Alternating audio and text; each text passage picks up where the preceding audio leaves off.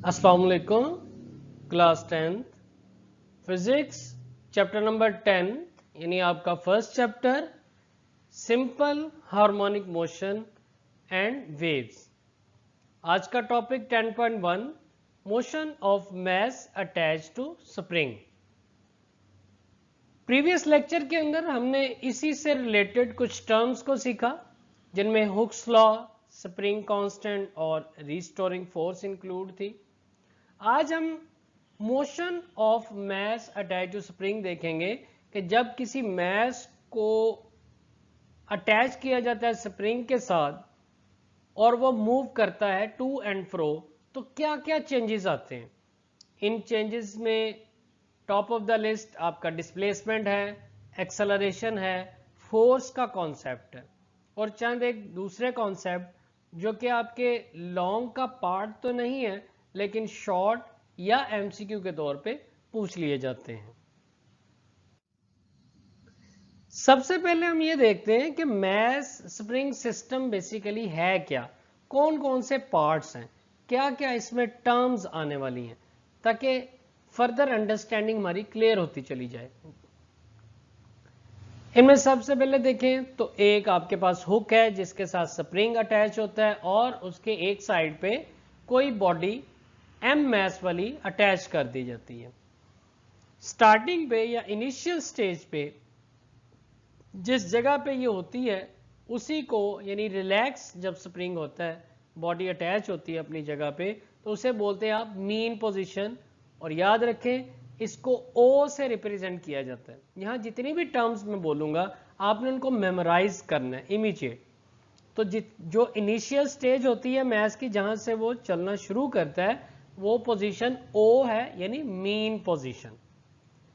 और इस जगह पे जब ये रुका होता है तो इसके ऊपर किसी तरह की कोई फोर्स नहीं होती, यानी हम कहते हैं कि ये आपके पास डिस्प्लेसमेंट इसका जीरो और ये इस वक्त रेस्ट पे होता है।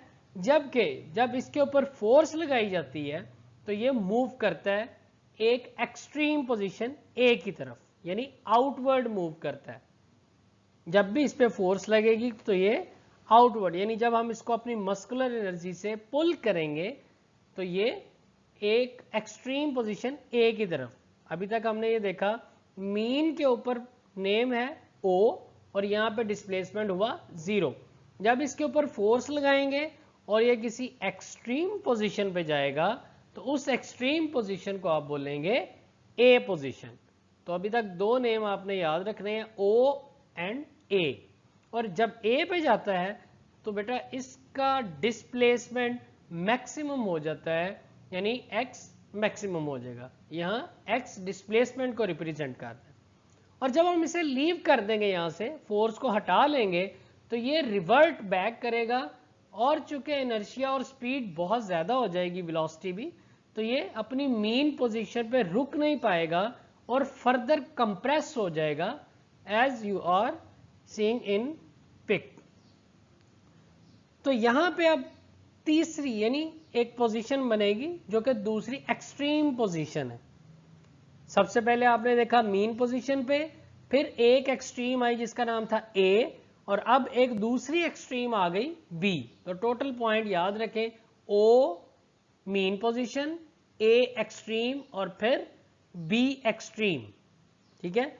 और जब एक्सट्रीम की बात करेंगे हमेशा याद रखें एक्स यानी डिस्प्लेसमेंट की वैल्यू आपकी मैक्सिमम होगी। और मोशन किस तरह से है, सबसे पहले ये ओ से ए की तरफ मूव करता है, ए से ओ की तरफ जाता है, ओ से बी, बी से ओ से ए, और ये इस तरह से टू एंड फ्रो मोशन करता है। अब हम सबसे पहले इसको डिस्कस करेंगे कि मीन पोजीशन पे क्या क्या पर्टिकुलर्स होते हैं किसी मास अटैच टू स्प्रिंग के ऊपर। मीन पोजीशन पे जब हम देखते हैं तो हमने कहा कि मीन पोजीशन को ओ से रिप्रेजेंट करना है और यहाँ पे डिस्प्लेसमेंट जीरो होता है डेफिनेशन के मुताबिक।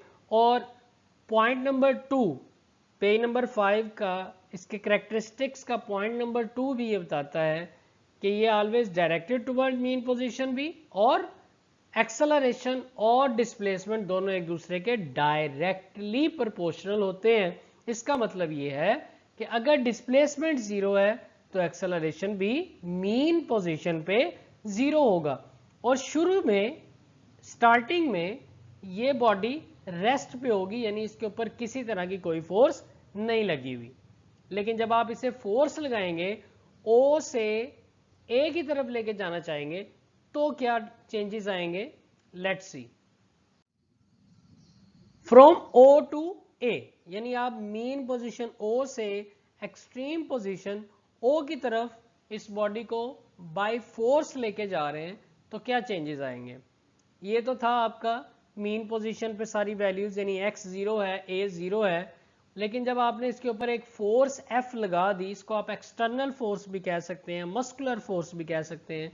तो याद रखें, every action has a reaction but in opposite direction. Third law जो था न्यूटन का, उसके मुताबिक जब आप फोर्स लगाएंगे O से A की तरफ, यानी एक्सट्रीम की तरफ, तो उसके ऑपोजिट एक फोर्स खुद ब खुद जनरेट हो जाएगी, जो कि इलास्टिक पोटेंशियल एनर्जी के तौर पे काम करेगी। यानी आप इस मैस को फोर्स लगा के एक्सट्रीम पोजीशन A तक तो ले गए, और यहाँ पे आपका x भी मैक्सिमम हो गया। डेफिनेटली जैसे जैसे x चेंज होगा, बिल्कुल सिमिलर आपका एक्सेलरेशन भी चेंज होगा, तो A भी यहाँ पे मैक्सिमम हो गया। अब जैसे ही आप फोर्स को हटाएंगे, इमीडिएटली स्प्रिंग पुल बैक करेगा, यानी एक पुल फोर्स जो रीस्टोरिंग फोर्स के तौर पे काम करेगी और इस बॉडी को वापस ओ की तरफ, यानी मीन पोजीशन की तरफ खींचेगी। अब क्या होगा कि ये मीन की तरफ मूव तो करेगा, लेकिन हम अच्छे से जानते हैं कि ये मीन पे ब्रेक नहीं कर पाएगा और ये नेक्स्ट आपके पास एक्सट्रीम तक मूव करेगा। यानी अब हम क्या रीड करेंगे, फ्रॉम ए टू ओ, यानी एक्सट्रीम से वापस मीन और मीन से नेक्स्ट एक्सट्रीम तक क्या चेंजेस आते हैं। पहले वाले आपने देख लिए, मैं फिर रिकॉल कर दूं कि मीन पे एक्सेलरेशन और डिस्प्लेसमेंट 0, आपने फोर्स लगाई, उसको एक्सट्रीम ए तक ले गए, वहां एक्सेलरेशन और डिस्प्लेसमेंट मैक्सिमम हुआ, और उसी दौरान elastic potential energy as a restoring force उसको खींचने लगी, और जो ही आपने एक्सटर्नल फोर्स को रिमूव किया तो बॉडी ए से एक्सट्रीम से मीन की तरफ मूव करने लगी। लेकिन फिर से कह रहा हूं, इनर्शिया और स्पीड और वेलोसिटी इंक्रीज होने की वजह से ये बॉडी मीन पोजीशन पे बिल्कुल नहीं रुक पाएगी और एक्सट्रीम की तरफ मूव कर जाएगी। जब ये बॉडी एक्सट्रीम पोजीशन यानी बी की तरफ मूव कर जाएगी, तो क्या चेंजेस आएंगे कि इसके यहाँ पे भी x आपका मैक्सिमम यानी डिस्प्लेसमेंट मैक्सिमम, क्योंकि आप मीन से बहुत दूर चले गए, जितना दूर जाएंगे x मैक्सिमम हो जाएगा, और इसी तरह से a भी मैक्सिमम हो जाएगा। लेकिन अब फिर से इसके ऊपर पुश फोर्स लगेगी, क्योंकि स्प्रिंग बहुत ज्यादा कंप्रेस हो चुका होगा, और यहाँ कंप्रेशनल फोर्स लगेगी और इसको मूव करवा देगी। एक और चीज बच्चों यहाँ पे याद रखें कि जब बॉडी मीन पोजीशन पे होती है तो उसकी काइनेटिक एनर्जी मैक्सिमम, जबकि पोटेंशियल एनर्जी मिनिमम होती है। लेकिन जब वो एक्सट्रीम्स पे जाती है तो उसकी काइनेटिक एनर्जी मिनिमम, जबकि पोटेंशियल एनर्जी मैक्सिमम हो जाती है। ये आपकी बुक के साइड इंफॉर्मेशन पे है, एज ए एमसीक्यू आ जाता है, लिहाजा मैंने यहां बताना मुनासिब समझा कि एक्सट्रीम्स के ऊपर पोटेंशियल एनर्जी मैक्सिमम और काइनेटिक एनर्जी मिनिमम, जबकि मीन के ऊपर काइनेटिक एनर्जी मैक्सिमम। क्यों? क्योंकि मीन पे वेलोसिटी मैक्सिमम होती है, लिहाजा काइनेटिक एनर्जी भी मैक्सिमम हो जाती है। इसको आप अपनी बुक के साइड इंफॉर्मेशन पे देख सकते हैं। अब होता यह है कि ये टू एंड फ्रो मोशन इसी तरह से जारी रहती है, यानी पहले ओ से ए तक तो गए, फिर ए से एक्सट्रीम से मीन ओ आए, ओ पे रुके नहीं, बी पे आ गए, बी से वापस ओ की तरफ जाना था, रुक नहीं पाए, ए पे चले गए, ए से ओ से बी, बी से ओ से ए। तो इस तरह से ये टू एंड फ्रो मोशन का सिलसिला चलता रहता है। डिस्प्लेसमेंट और एक्सेलरेशन बिल्कुल सिमिलर एक्ट करते हैं, वेलोसिटी इनका रिवर्स एक्ट करती है, जो कि पिछले लेक्चर्स में बात हो चुकी, और इसके भी ऊपर पूरा लेक्चर हो चुका कि किस तरह से always directed towards mean position है। लिहाजा इसका एक कंक्लूजन है, और वो क्या है? कंक्लूजन ये कि ये जो प्रोसेस है बार बार रिपीट होता है, बैक एंड फोर्थ यानी to and fro, mean position के इधर उधर मूवमेंट चलती रहती है। लिहाजा ऐसी मूवमेंट को आप क्या बोलते हैं? हॉरिजॉन्टल फ्रिक्शनलेस मूवमेंट को आप कहते हैं सिंपल हार्मोनिक मोशन। और लास्ट पे टाइम पीरियड का कॉन्सेप्ट है। स्टूडेंट्स, मजे की बात यह है कि आपके सिलेबस के अंदर टाइम पीरियड के फॉर्मूले की डेरिवेशन बिल्कुल भी नहीं है। आपको just mass attach to spring का फॉर्मूला डायरेक्टली याद करना है टाइम पीरियड का। वो क्या है जी? T is equal to T time period के लिए 2 पाई, ये एक कांस्टेंट है, पाई एक वैल्यू फिक्स होती है 22/7 या 3.1416 कह सकते हैं।